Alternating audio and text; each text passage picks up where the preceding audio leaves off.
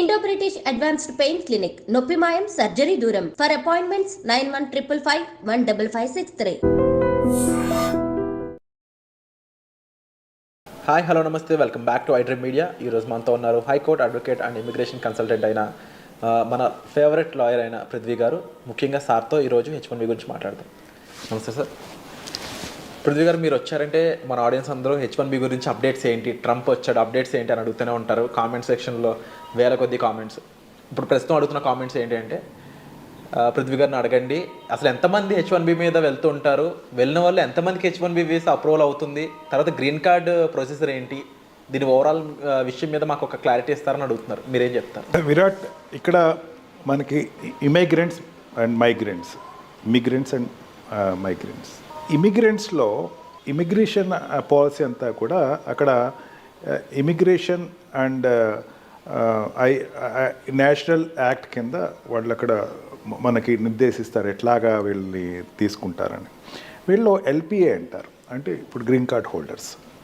వాళ్ళు అంటే అక్కడికి వెళ్ళి ఎల్పిఏ అప్లై తీసుకుని వాళ్ళు అక్కడ రెసిడెన్షియల్లో ఉన్నవాళ్ళు 6,75,000 పర్ ఇయర్ తీసుకుంటారు. ఓకే, అంటే సంవత్సరానికి వచ్చేసరికి మొత్తం వరల్డ్ నుంచి 6,75,000 మందిని మాత్రమే అక్కడ గ్రీన్ కార్డ్స్ ఇస్తారు, అందరికీ ఇవ్వరు. వాళ్ళు ఎవరు అంటే అక్కడికి ఆల్రెడీ ఉండి ఒక 5 years నుంచి ఉండి, లేకపోతే లాంగ్ టర్మ్గా ఉండి వాళ్ళు అప్లై చేసుకున్న వాళ్ళని అక్కడ తీసుకుంటారు, గ్రీన్ కార్డ్ తీసుకుంటారు. గ్రీన్ కార్డ్ ఇచ్చేటప్పుడు కూడా ఒక నిష్పత్తి ఉంటుంది. 7% ఏ కంట్రీ నుంచి కూడా మించకుండా చూసుకోవాలి. అంటే ఇండియా నుంచి వచ్చిన వాళ్ళు కేవలం 7% ఇస్తారు.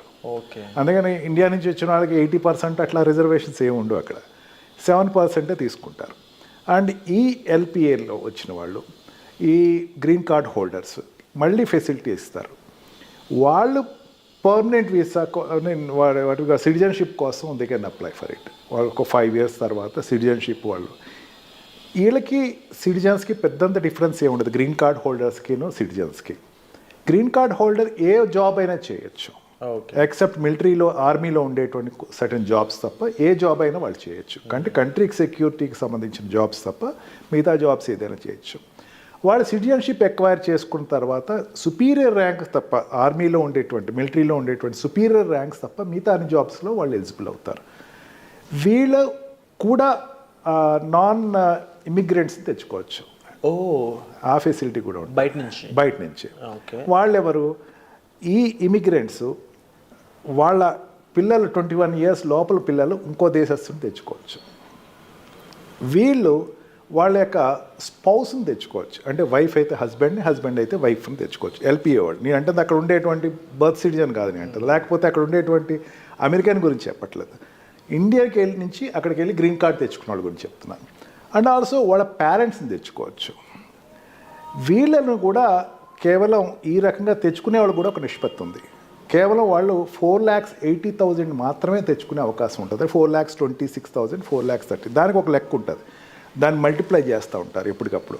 అంటే ఎట్లా ఉంటుంది, ఇయర్ ఉంది అనుకుందాం, ఇయర్ 4,26,000 తెచ్చుకున్నారు అనుకుందాం, ప్రీవియస్ ఇయర్ తగ్గింది అనుకుందాం, దీనికి యాడప్ అవుతుంది. బట్ నాట్ అబ్జల్యూట్గా యాడప్ అయిపోతుంది. అంటే 4,20,000 ఇయర్ తెచ్చుకున్నాక ప్రీవియస్ ఇయర్లో ఎక్కడైనా సరే 2 lakhs తెచ్చుకుంటే ఇంకో 2 lakhs తెచ్చేసుకోవచ్చు జనరల్గా లెక్క ప్రకారం. కానీ దాంట్లోంచి కేవలం 10% మాత్రమే తెచ్చుకుని మళ్ళీ దాన్ని ఏదైనా సరే ఈ లెక్కలు ఏ రకంగా చూసుకున్నా 4,40,000 నుంచి ఎక్కువ తెచ్చుకుంటలేదు. ఈ పాలసీ ఎంతమంది తీసుకురావచ్చు అనే పాలసీని ఎప్పుడు కూడా president of America parliament, Congress నుంచి అప్రూవల్ తెచ్చుకోవాలి.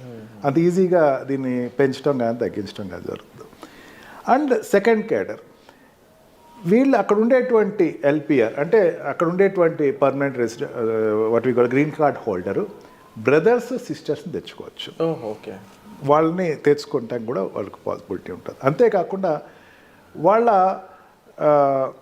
కొడుకు వైఫ్ని కానీ కూతురు హస్బెండ్ కూడా తెచ్చుకోవచ్చు. అక్కడ మనం సినిమాలో కూడా చూపిస్తారు, హస్బెండ్ వైఫ్ని గ్రీన్ కార్డ్ మీద తీసుకెళ్లారు, అవును అలా అని చెప్పేసి. బట్ బ్రదర్ అండ్ సిస్టర్ కానీ సిస్టర్ అండ్ బ్రదర్ కానీ బ్రదర్కి అది ఎలా వర్కౌట్ అవుతుంది, ఏ అగ్రిమెంట్ అని చూపించాల్సి ఉంటుంది, ఎలాంటి అగ్రిమెంట్ పారామౌంట్స్ లేదు. వాళ్ళు they want to live, I want to have time with them, I want to stay with them because they have no other residence. నా వాళ్ళకి ఏమీ లేదు అక్కడ. Life long green card LPR కింద అక్కడ తీసుకొచ్చి టెంపరీగా తీసుకొచ్చుకుంటారు. తర్వాత వాళ్ళకి ఆటోమేటిక్గా గ్రీన్ కార్డ్ వస్తుంది. బట్ దే కెన్ బ్రింగ్, వాళ్ళని కూడా తెచ్చుకోవచ్చు. అంటే కాకపోతే ఇక్కడ ఉన్న స్థితిలో ఉన్న వాళ్ళకి ఏం పర్మిట్ చేయరు. కాకపోతే ఏంటంటే వాళ్ళకి మేము తప్ప ఎవరు లేరు అని చెప్పేసి చూపించాల్సి వస్తుంది. అదేవిధంగా ఓల్డ్ ఏజ్ పేరెంట్స్ వాళ్ళ పిల్లల్ని తెచ్చుకోవచ్చు. ఈ పారామీటర్స్ వీళ్ళ వరకు అలౌ చేస్తారు.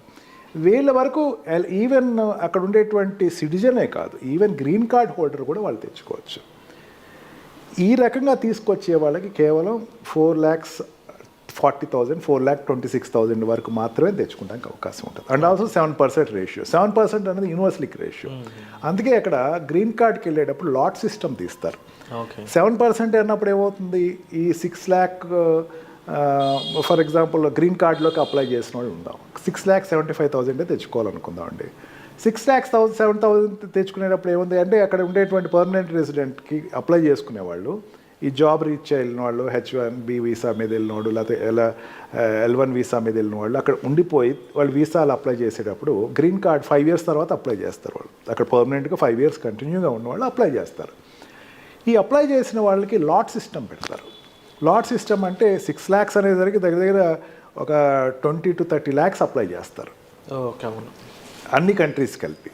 దాంట్లో మళ్ళీ నిష్పత్తిలో ఏ కంట్రీ నిష్పత్తిలో దాంట్లో లాట్ తీస్తారు.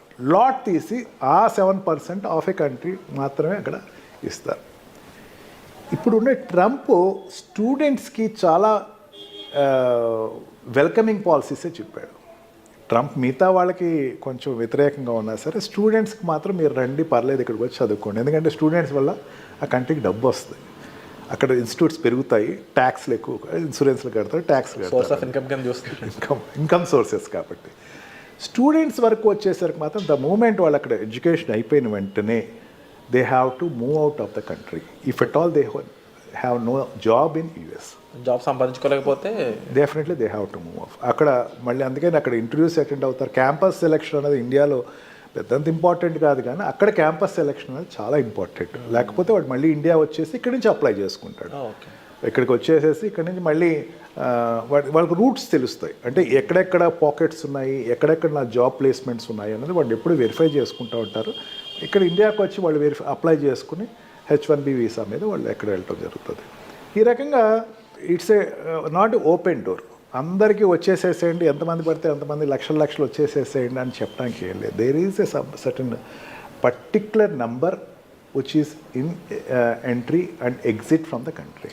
100% సార్. అండ్ ముఖ్యంగా మీరు చెప్పిన వాటిలో ఇప్పటివరకు ఎంతమంది మాత్రమే స్కోప్ ఉందా, అందులో కూడా మళ్ళీ కంట్రీ ఓవరాల్ పర్సంటేజ్ మీద 7% అయినా అనే విషయాలు కానీ, లేకపోతే నాకు ఇప్పటివరకు టు బీ ఫ్రాంక్ ఈ రిలేషన్షిప్ గ్రీన్ కార్డ్ ఉన్న వాళ్ళు ఎవరైనా తీసుకెళ్తున్నారంటే ఓన్లీ హస్బెండ్ అండ్ వైఫ్ ఈ కాన్సెప్టే విన్నాను తప్ప పేరెంట్స్ని కానీ బ్రదర్స్ అండ్ సిస్టర్స్ని కానీ అండ్ వీళ్ళు తీసుకెళ్ళొచ్చి వీళ్ళకి ఎవరు లేని సిచ్యువేషన్స్లో అనేది ఇలాంటి కొత్త పాయింట్స్ అన్ని కూడా మా ముందుకు తీసుకొచ్చినందుకు thank you so much. Thank you. And H1Bకి సంబంధించినటువంటి డీటెయిల్స్ మీరు కావాలనుకున్నా సరే మీరు డిస్ప్లే అవుతున్న నెంబర్స్ కాల్ చేసి సార్ని మీట్ అవ్వచ్చు. Thank you so much.